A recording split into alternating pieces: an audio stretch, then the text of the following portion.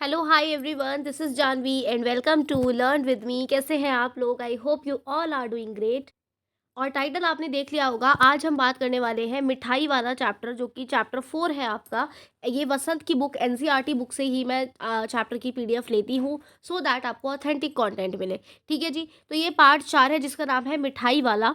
ठीक है, ये हम पढ़ना स्टार्ट करेंगे लाइन टू लाइन। राइट, अब विदाउट एनी फर्दर डिले हम करते हैं इसको स्टार्ट। और इससे पिछला चैप्टर पार्ट 3 जो जिसका नाम था कठपुतली, वो हम ऑलरेडी डिस्कस कर चुके हैं और उसके क्वेश्चन आंसर भी मैं अपलोड कर चुकी हूँ और मुझे उस पर रिस्पॉन्स भी बहुत अच्छा मिला था। तो आपको मैं लिंक दे दूंगी उस वीडियो का, पार्ट 3 का, डिस्क्रिप्शन बॉक्स में। अगर आपको वो चैप्टर पढ़ना है तो आप इस वीडियो के लिंक पे जा करके विजिट कर सकते हैं। ठीक है, अब आ जाइए आगे। यहाँ पे हम लाइन टू लाइन इसे समझेंगे। देखो, क्योंकि चैप्टर का नाम है मिठाई वाला, तो यहाँ पे ये एक पात्र, एक कैरेक्टर होने वाला है। ठीक है, जो कि मिठाई बेचता है। अब इसको पढ़ते हैं। बहुत ही मीठे स्वरों के साथ वह गलियों में घूमता हुआ कहता है, बच्चों को बहलाने वाला, खिलौने वाला। अब आप सोचोगे मैम चैप्टर का नाम है मिठाई वाला और यहाँ बात हो रही है खिलौने वाले की, ये है क्या? तो आप पूरा चैप्टर को सुनो, आपको चीज़ें समझ में आएंगी। इसको एज अ कहानी आप इंजॉय करो। ठीक है, तो आपको इजीली समझ जाएगा। बहुत ही मीठे स्वरों के साथ वह गलियों में घूमता हुआ कहता है कि बच्चों को बहलाने वाला, खिलौने वाला। इस अधूरे वाक्य को एक ऐसे विचित्र किंतु मादक मधुर ढंग से गाकर कहता है कि सुनने वाले अस्थिर हो जाता है। यानी कि जो खिलौने वाला है वो जब आता है गली में, तो वो इतने मादक स्वर में, यानी कि मीठे स्वर में ये चीज़ बोलता है कि बच्चों को बहलाने वाला, खिलौने वाला आ गया है, कि सुनने वाले को बहुत ही अच्छा लगता है कि उसने जिस तरीके से बोला। उनके स्नेहाभिषिक्त कंठ, स्नेहाभिषिक्त समझ रहे हो? कंठ मतलब गला, स्नेहाभिषिक्त मतलब जिसमें स्नेह भरा है, प्यार भरा है। ठीक है, तो उसकी ऐसी आवाज़ से फूटा हुआ जो गाना सुनकर जो निकट के आसपास के मकानों में जो हलचल मच जाती है, जिसमें हलचल में क्या, छोटे छोटे बच्चे जो है अपनी गोद में जो लिए युवतियाँ जो है, जो चिको चिको होते हैं पर्दे, चिको को उठाकर छज्जों में से नीचे झांकने लगती है जब जैसे ही खिलौने वाले के आने की आवाज़ आती है। और वो इतने मीठे स्वर में बोलता है कि जो आसपास के बच्चे हैं या जो इनफैक्ट उनकी मदर्स हैं, वो भी छज्जों में से पर्दा हटा करके झांकने लगती है कि चलो आखिरकार बच्चों के खिलौने वाला आ गया। ठीक है, वो खिलौने बेचने का काम करता है। अब आगे देखो। ठीक है, गलियों और उनके अंतर्व्यापी छोटे छोटे उद्यानों, उद्यान होते हैं जी आपके पार्क। ठीक है, गलियों के अंतर्व्यापी जो अंदर बने, अंदरूनी बने हुए उद्यान है, उसमें खेलते और इठलाते हुए जो बच्चों का झुंड है, बच्चों का ग्रुप है, वो उसे घेर लेता है। जैसे जैसे ही खिलौने वाला आता है सारे बच्चे उसे घेर लेते हैं और तब वह खिलौने वाला वहीं बैठकर खिलौनों की अपनी पेटी खोलता है, जिसमें से वो बच्चों को खिलौने देने वाला है। ठीक है, समझ रहे हो? तो अब आप यहाँ पे नोटिस करो, एक चीज़ मैं आपको बताती हूँ कि जब भी आप हिंदी को पढ़ रहे हो, तो यहाँ पे कुछ ऐसे ऐसे वर्ड होते हैं जैसे स्नेहाभिषिक्त कंठ, अंतर्व्यापी, उद्यान। तो इनके मतलब मैं आपको साथ साथ बताती हुई चलती हूँ। ठीक है, ताकि आपको समझने में दिक्कत ना हो। और इन शब्दों के मतलब से आपको परिचित होना बहुत ज़रूरी है। ठीक है, तभी आपको चैप्टर ढंग से समझ में आएगा। तो हम इसी तरीके से पढ़ते हैं मेरे चैनल पे। अगर आप पहले से हो और आप जानते हो मुझे, तो हम इस तरीके से पढ़ते हैं कि आपको एक तो वीडियो में बोरियत भी ना हो कि यार क्या इतना हिंदी का चैप्टर हम पढ़े। और लाइन टू लाइन पढ़ाने का मेरा मकसद ही यही होता है कि अगर आपको चैप्टर ही समझ नहीं आया ना, तो क्वेश्चन आंसर आपको याद नहीं होंगे। 6, 7, 8 के बच्चों को सबसे ज़्यादा प्रॉब्लम आती है लर्निंग में। और लर्निंग में याद करने में दिक्कत इसलिए आती है क्योंकि उन्होंने कभी चैप्टर को सीरियसली नहीं पढ़ा होता। तो ये चैप्टर एक बार पढ़ लो, उसके बाद तुम्हारे को क्वेश्चन आंसर देखो ऐसे लगेंगे, मतलब ईजी। ठीक है, चलो अब आगे आते हैं। बच्चे खिलौने देखकर जो है पुलकित हो उठते हैं। पुलकित मतलब उत्साहित हो जाते हैं, एक्साइटेड हो जाते हैं, खुश हो जाते हैं। वे पैसे लाकर खिलौने का मोलभाव करने लगते हैं। वो पैसे लाते हैं अपने घरों से और मोलभाव करते हैं कि इतने का दे दो, इतने का दे दो। अच्छा, बच्चे पूछते हैं इसका दाम क्या है? इसका नहीं, इसका दाम क्या है? और इसका मतलब दे आर आस्किंग। ठीक है, अब देन खिलौने वाला बच्चों को देखता है और उन्हीं की नन्ही नन्ही उंगलियों से पैसे ले लेता है और बच्चों की इच्छा अनुसार उन्हें खिलौने दे देता है। अब खिलौने वाले का काम ही, व्यापारी यही है कि उसे खिलौने बच्चों को देने और पैसे लेने उसके बदले में। वो यही करता है। खिलौने लेकर फिर बच्चे उछलने कूदने लगते हैं और तब खिलौने वाला उसी प्रकार गाता है और कहता है कि बच्चों को बहलाने वाला, खिलौने वाला। जैसे ही बच्चे खिलौने उसके लेते हैं तो बड़े खुश हो जाते हैं। बच्चों को तो खिलौने भाई चाहिए ही चाहिए, है ना? तो वो खुश हो जाते हैं और वो जो है दोबारा से अपना गाना गाता है कि बच्चों को बहलाने वाला, खिलौने वाला। ठीक है, आगे बढ़े। देखो इसके बाद क्या है। सागर की हिलोर की भांति उसका ये मादक गान, जैसे सागर की लहरें होती हैं, उसकी जो आवाज़ होती है पानी की, उसका ये गान जो है, वो जो गाना गा रहा है गली भर में, मकानों में, इस ओर से और इस ओर तक लहराता हुआ पहुंचता है कि खिलौने वाला आगे बढ़ता जाता है और गाता जाता है कि बच्चों को बहलाने वाला, खिलौने वाला। और वो ये गान क्यों गा रहा है? आपने सुना होगा जब गलियों में कोई भी इंसान सामान बेचने आता है तो वो अपना एक आवाज़ लगाता है ना? अब देखो, अब देखो आगे। राय विजय बहादुर, कहानी में एक नया कैरेक्टर आ गया है। अभी तक हम क्या पढ़ रहे थे, एक बार रिकैप लेते हैं। सिर्फ एक खिलौने वाले के बारे में बात कर रहे थे और छोटे-छोटे बच्चों के बारे में बात कर रहे थे जो उससे खिलौने खरीदने आते हैं, ठीक है? अब ये चीज़ हो गई। अब एक और कैरेक्टर है राय विजय बहादुर। उनके बच्चे भी एक दिन खिलौने लेकर घर आए। जो राय विजय बहादुर एक इंसान है, उनके बच्चे थे जिनका नाम था चुन्नू और मुन्नू। वो भी खिलौने लेकर अपने घर आते हैं। चुन्नू जब खिलौने ले आया तो बोला, "मेला घोला कैचा छुंदल है।" मतलब ये जो बच्चों की लैंग्वेज होती है कि मेरा घोड़ा कितना सुंदर है। तो मुन्नू बोलता है, अरे देखो मेरा जो है मेरा भी कितना सुंदर है। ठीक है, तो बच्चे अपनी लैंग्वेज में इस तरीके से जो खिलौना लेकर के आए हैं उसके विषय में बातचीत घर में आके कर रहे हैं। दोनों अपने हाथी घोड़े लेकर घर भर में उछलने लगते हैं। ठीक है जी। इन बच्चों की माँ है रोहिणी। ठीक है, ये कैरेक्टर जो है रोहिणी, इनका आगे भी रोल है। ठीक है, तो आप इनको समझिए। ये जो चुन्नू मुन्नू है उनकी मदर है, वो है रोहिणी। कुछ देर तक खड़े खड़े उन्हें उनका खेल नहीं रखती हैं। वो देख रही होती है कि बच्चे मेरे घोड़े और हाथी को लेकर के किस तरीके से खेल रहे हैं और बातचीत कर रहे हैं। अंत में दोनों बच्चों को बुलाकर वो पूछती है उनसे। उनसे क्या पूछती है उनकी माँ रोहिणी कि अरे चुन्नू मुन्नू, ये खिलौने तुमने कितने में लिए? कि ये जो खिलौने हैं ये तुम कितने में लेकर के आए हो? तो मुन्नू कहता है कि 2 पैसे में, मतलब 2 पैसे में। तो खिलौने वाला 2 पैसे में ही दे गया है। अब रोहिणी सोचने लगती है कि इतने सस्ते में कैसे दे दिए? मतलब जो खिलौना है हाथी या घोड़े, चाहे जैसे भी कितने भी बड़े साइज़ के हों, वो 2 पैसे में दे दिए, ये तो बहुत सस्ता है। तो रोहिणी सोचती है कि इतने सस्ते में कैसे दे गया खिलौने वाला? कैसे दे गया ये तो मतलब लेकिन दे तो गया ही है, इतना तो निश्चय है। वो कहती है चलो कैसे दे गया ये तो पता नहीं, लेकिन हाँ खिलौने तो वो देकर बच्चों को 2 पैसे में गया है। एक ज़रा-सी बात ठहरी। रोहिणी अपने काम में लग गई। अब ये वो बात सोच कर के अब सोचती है कि चलो दे गया। अब जो है वो अपने काम में व्यस्त हो जाती हैं। फिर कभी उसे इस पर विचार करने का मतलब ज़रूरत ही नहीं पड़ती। अब बच्चों के पास खिलौने हैं, बच्चे खेल रहे हैं और खिलौने वाला 2 पैसे में उनको खिलौने दे गया। ये बात रोहिणी सोचती है कि यार ये तो बहुत सस्ते दाम में दे गया है। लेकिन फिर वो अपने काम में व्यस्त हो जाती हैं। तो ये रहा देखो खिलौने वाला और ये रहे बच्चे। अब ये हो गया सीन 1 या ना, ठीक है। अब आता है फेज़ 2, ठीक है, जिसके बारे में हम पढ़ेंगे 6 महीने बाद की स्टोरी।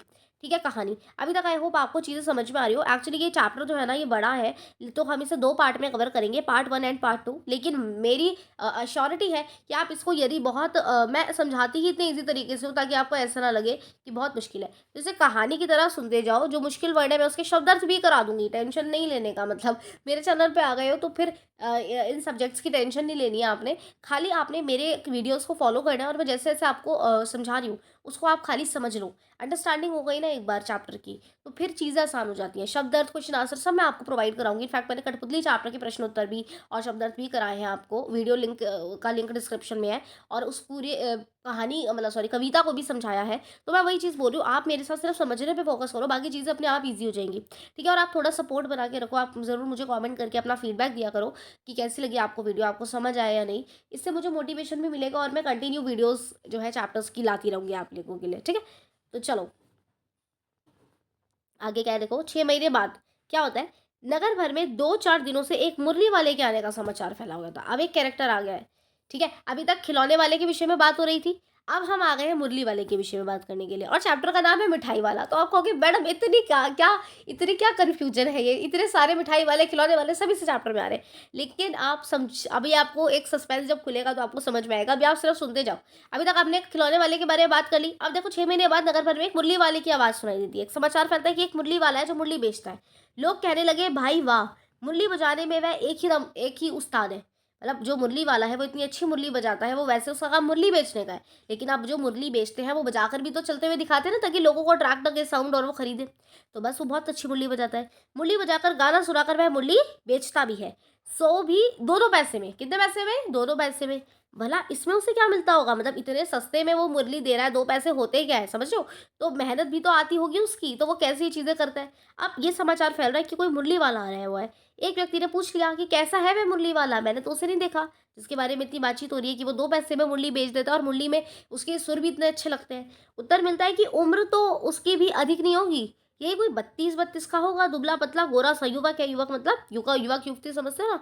मेल फीमेल को बोल रहे हैं। बीकानेरी रंगीन साफा बाँधता है। मुरली वाले का अपीयरेंस बताया गया है। क्या अपीयरेंस है? दिखने में कैसा है? 30-32 साल का है, गोरा दुबला-पतला युवक है, बीकानेरी रंगीन साफा बाँधता है। कहीं वही तो नहीं जो पहले खिलौने बेचा करता था? क्योंकि खिलौने वाले की भी वेशभूषा यही थी कि भाई रंगीन साफा है, पतला दुबला है, गोरा है, 30-32 साल का है और यही मुरली वाले का अपीयरेंस है।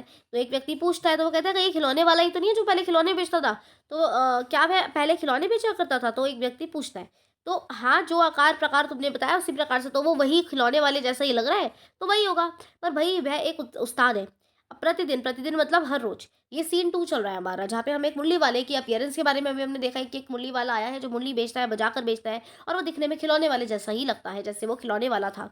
अब प्रतिदिन इसी प्रकार उस मुरली वाले की चर्चा होती है गली में, नगर भर में, ठीक है? प्रतिदिन नगर की प्रत्येक गली में उसका मादक, अब देखो जब मुरली वाला आएगा, मुरली बजाएगा, लोग उसकी मुरली की तान सुनेंगे, तो उसके बारे में, उसके विषय में बातें भी होंगी। तो वही हो रहा है कि उसका जो मादक मृदुल स्वर है, वो जैसे लोगों को सुनाई पड़ता है, लोग अपने घर से मुरली वाले की वो तान सुनने के लिए मुरली की आ जाते हैं और वो अपना बोलता है बच्चों को बहलाने वाला मुरलिया वाला, मतलब वही डायलॉग जैसे कि खिलौने वाला मारता था, ठीक है? अभी आपको चैप्टर में ये एकदम कंफर्म नहीं बताया कि वो जो खिलौने वाला था ये वही है, मतलब जो मुरली बेच रहा है ये वही खिलौने वाला है, ये आपको कंफर्म एकदम श्योरिटी नहीं दी है। तो मैं आपका कोई सस्पेंस नहीं तोड़ना चाहती हूँ, आप समझ रहे हो? इसको एक कहानी की तरह एंजॉय करो और जैसे जैसे चीज़ें आती जाए आप सुनते जाओ, ठीक है? तो देखो, रोहिणी ने भी मुरली वाले का ये स्वर सुना जो मुरली वाला बजाता है, तुरंत ही उसे खिलौने वाले का स्मरण आया, उसे याद आया, स्मरण मतलब याद करना, उसे याद आया खिलौने वाले के बारे में कि भाई वो भी ऐसे ही बोलता था कि बच्चों को बहलाने वाला खिलौने वाला, और ये भी ऐसे ही बोल रहा है। उसने मन ही मन कहा कि खिलौने वाला भी इसी तरह गा गा कर खिलौने बेचता था और ये भी गा मुरली बजा कर ही मुरलियों को बेच रहा है। देखो ये रहा मुरली वाला, वही रंगीन साफा जैसे खिलौने वाले का था, ठीक है? आगे भी देखें, आगे देखो, रोहिणी उठती है और अपने पति विजय बाबू के पास गई, वही ठीक है, और बोलती है ज़रा उस मुरली वाले को बुलाओ तो चुन्नू मुन्नू के लिए ले लूँ, कि जो मुरली वाला है ना उसको बुलाओ ज़रा आप, और मैं उनके लिए मुरली ले लूँ अपने बच्चों के लिए। क्या पता यह फिर इधर आए इस साइड या ना आए गली में। वो भी जान पड़ता है पार्क में खेलने निकल गए हैं, ठीक है? विजय बाबू एक समाचार पत्र पढ़ रहे थे, बच्चे गए हुए पार्क में, तो उसी तरह उसे लिए हुए वो दरवाजे पर आकर मुरली वाले से बोले, क्यों भाई किस तरह की मुरली देते हो, कि कैसे मुरली देते हो और कितने दाम की देते हो? तो विजय बाबू ये मुरली वाले से पूछते हैं क्योंकि उन्हें अपने बच्चों के लिए मुरली खरीदनी है। किसी की टोपी गली में गिर पड़ी, किसी का जूता पार्क में ही छूट गया और किसी की सोथनी पजामा यानी कि ढीली ही होकर लटक आई, और इस तरह बच्चे दौड़ते हाँफते हुए आ रहे हैं। ये बताया गया बच्चों के बारे में कि जैसे ही मुरली वाला आता है और मुरली की तान सुनाता है तो बच्चों को इसके पास आना होता है और मुरली खरीदने के लिए, तो बच्चे जो इतना भागते हुए आते हैं कि किसी की टोपी गिरी हुई है, किसी का जूता पार्क में ही छूट गया है, भागते भागते वो पार्क से आ रहे हैं, किसी का पजामा ढीला हो रहा है, फिर भी वो इस तरह दौड़ते हाँफते जो है, दौड़ते हाँफते कौन? वो बच्चे, बच्चों का झुंड आ पहुंचा है। जैसे ही वो नगर में आता है मुरली बजाता है और बच्चों एक स्वर जो वो में जो बोलता है कि बच्चों को बहलाने वाला मुरलिया वाला, जैसे ही वो ये चीज़ बोलता है तो बच्चे भागते हुए आते हैं, उन्हें अपना कोई होश नहीं है बच्चों को, और वो पार्क से सीधा भागते हुए मुरली वाले की तरफ आते हैं। एक स्वर में सब बोल उठे, हम भी लेंगे मुरली, मतलब वो कहते हैं कि हम भी लेंगे मुरली, ठीक है? वो ये जो वाक्य इस तरीके से लिखे हुए हैं, ये आपको जस्ट कहानी से कनेक्ट कराने के लिए कि एक बच्चा कैसे अपनी बात को बोलता है तुतला करके, वो चीज़ बताई गई है, ठीक है? तो वो कहते हैं कि हम भी लेंगे मुरली, बच्चे कहते हैं, बच्चों का झुंड कहता है। मुरली वाला हर्ष गदगद हो जाता है, मुरली वाला बहुत खुश हो जाता है, वो कहता है सबको देंगे भैया, उसे खुशी हो जाती है कितने सारे बच्चे मेरे आसपास आ गए मेरे से मुरली खरीदने, समझ रहे हो? लेकिन वो कहते हैं सबको मुरली देंगे लेकिन ज़रा रुको, ठहरो, एक एक को देने दो। वो कहता है मुरली वाला कितनी जल्दी मत बचाओ, मैं आराम आराम से सबको मुरली दूंगा, अभी इतनी जल्दी हम कहीं लौटे थोड़ी जाएंगे। तो वो कहता है कि बिना मुरली दिए हम कहीं नहीं जा रहे, तो बच्चों को बोलते थोड़ा सब्र करो और मैं अभी दूंगा। तो बेचने तो आए ही हैं, वो कहता है इस समय मेरे पास एक दो ही नहीं बल्कि 57, पूरी 57 मुरली हैं, वो बच्चों को बताते हैं और विजय बाबू को। तो फिर वो विजय बाबू को बोलते हैं हाँ बाबूजी, क्या पूछा था आपने, कितने में दी, कि कितने पैसों में? तो वो कहता है कि दी तो वैसे 3-3 पैसे के हिसाब से है, पर आपको 2 पैसे में ही दे दूंगा। तो अब जो है मुरली वाला विजय बाबू के पूछने पे कहता है कि वैसे तो मैं 3-3 पैसे के हिसाब से ही देता हूँ, लेकिन ठीक है आपको 2 पैसे में दे दूंगा। अब विजय बाबू जो थे वो थोड़ा भीतर और बाहर दोनों से मुस्कुराते, भीतर मतलब अंदर की तरफ से और बाहर मतलब मन में थोड़ा मुस्कुराते हैं उसकी ये बात सुन के। मन ही मन कहने लगते हैं कैसा है, देता तो इस सबको इसी भाव से होगा, पर मुझ पे एहसान जता रहे। मतलब देखो होता है ना लोगों के अंदर कि ये एक कस्टमर का कह लो या फिर किसी कुछ लोगों का होता ही है कि उनको कोई चीज़ सस्ते में कोई दे भी देना तो उसमें भी उन्हें लगता है कि इसमें भी ये अपना फ़ायदा तो ले ही रहा है। मतलब उनको ये नहीं कि दूसरा बंदा थोड़ा हमारे को मोल भाव कर रहा है हमारे साथ या हमारे को सस्ते में दे रहा है, नहीं, उनको इसमें भी ये देख रहा है कि भाई वो दूसरा अपने तो पैसे कमा ही रहा होगा, तो भाई दूसरा बंदा अपना मार्जिन तो काटेगा ही। समझ रहे हो आप? मैं आपको ये जनरल बता रही हूँ एक, ठीक है? जो क्योंकि जब मैं आपके साथ ये कहानी पढ़ रही होती हूँ तो मैं भी उस कहानी को एकदम से प्रॉपर जीती हूँ। जैसे हम ये रीड कर रहे हैं लाइन है, तो हमेशा ना एक चीज़ मैं आपको बड़ी राज की बात बताती हूँ, कभी भी आप कोई चैप्टर पढ़े हो उसकी इमेजेस अपनी आंखों के आगे लाओ। अब जब मैं आपको पढ़ाती हूँ ना तो मेरे दिमाग में कहीं ना कहीं इमेज चल रही है कि बच्चों का झुंड आ रहा है, मुरली वाला खड़ा है, एक विजय बाबू खड़े हैं, तो उसको आंखों में विजुअलाइज करो।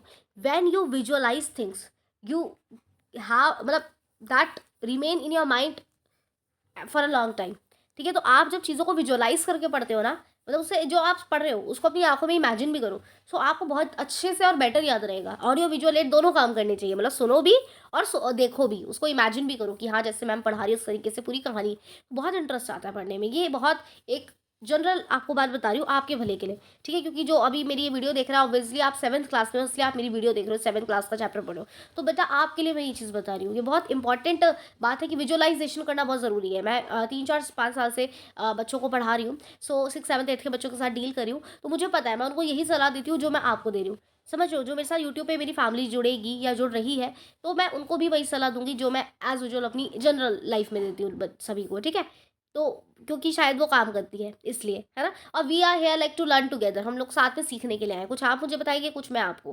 तो यही है मेरे चैनल का नाम भी लर्न विद मी। और इसी के साथ इफ़ यू आर मतलब watching this video till now, आप अभी तक देख रहे हो और आपको समझ में आ रहा है, तो कहीं मेरी वीडियो और चैनल कहीं गायब ना हो जाए, क्योंकि अभी-अभी हमारा बहुत छोटा-सा चैनल है। तो इसलिए आप कर लो उसको सब्सक्राइब, ताकि हम उसको एक बड़े लेवल पे ले जा सकें और मैं आपके लिए वीडियोज़ भी डाल सकूँ। ठीक है जी? तो मुझे कमेंट भी मत करिए और सब्सक्राइब भी कर लीजिए चैनल को, अगर आपको लगता है कि आपके काम आने वाला है। ठीक है जी? क्योंकि यहाँ पे मैं 7th का कंटेंट डालूँगी धीरे-धीरे, 8, 9, 10, और हम इस तरीके से आगे-आगे बढ़ते जाएँगे। ठीक है जी? And that's it for this video. आगे का चैप्टर हम करेंगे नेक्स्ट वीडियो में, जिसका लिंक मैं आपको दे दूँगी डिस्क्रिप्शन बॉक्स में। यहाँ से हम इस चैप्टर को स्टार्ट करेंगे।